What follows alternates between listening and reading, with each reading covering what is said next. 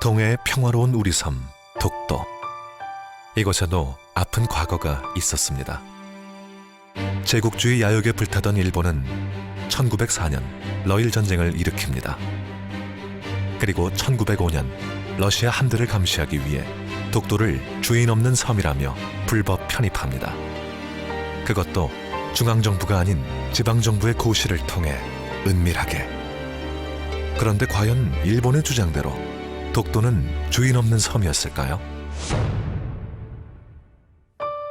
1145년에 발간된 삼국사기를 포함하여 한국의 수많은 옛 문헌과 지도는 독도를 오랜 옛날부터 한국의 영토로 기록하고 있습니다.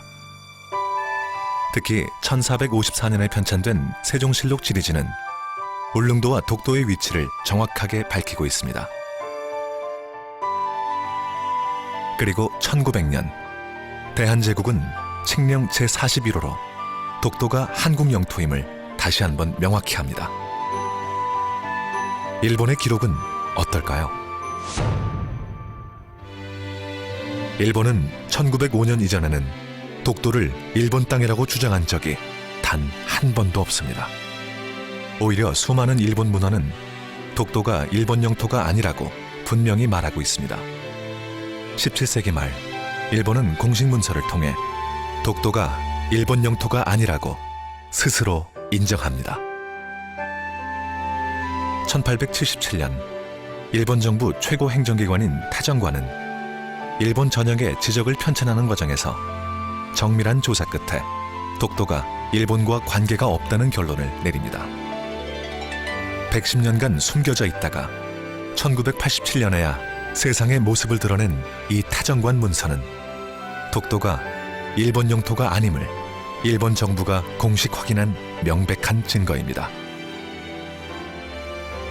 그러던 일본이 말을 바꿔 독도는 원래부터 일본의 고유 영토였다고 억지를 부립니다. 언제는 주인 없는 섬이라더니 이제는 원래부터 자기 땅이었다니. 이처럼 손바닥 뒤집듯이 말을 바꾸는 일본의 주장을 그 누가 믿겠습니까? 독도는 일본의 한반도 침탈의 첫 희생물이었습니다. 1945년 제2차 세계대전이 끝나고 카이로, 포츠담 선언 등 전후 처리 과정에서 패전국 일본은 폭력과 탐욕으로 탈취한 모든 지역으로부터 쫓겨납니다.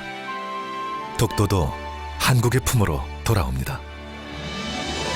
그리고 1946년 연합국 최고사령관 각서 677호는 독도를 분명한 한국의 행정관할 구역으로 선포합니다.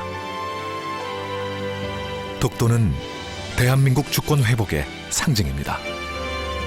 일본을 제외한 그 어떤 나라도 독도가 빼앗겼다가 되찾은 한국 영토임을 부인하지 않고 있습니다. 독도가 자기 땅이라는 일본의 억지 주장은 한반도 침탈의 역사를 되풀이하겠다는 것과 다를 것이 없습니다. 우리는 미래를 함께 열어갈 일본이 역사의 진실 앞에 겸허해지길 바랍니다.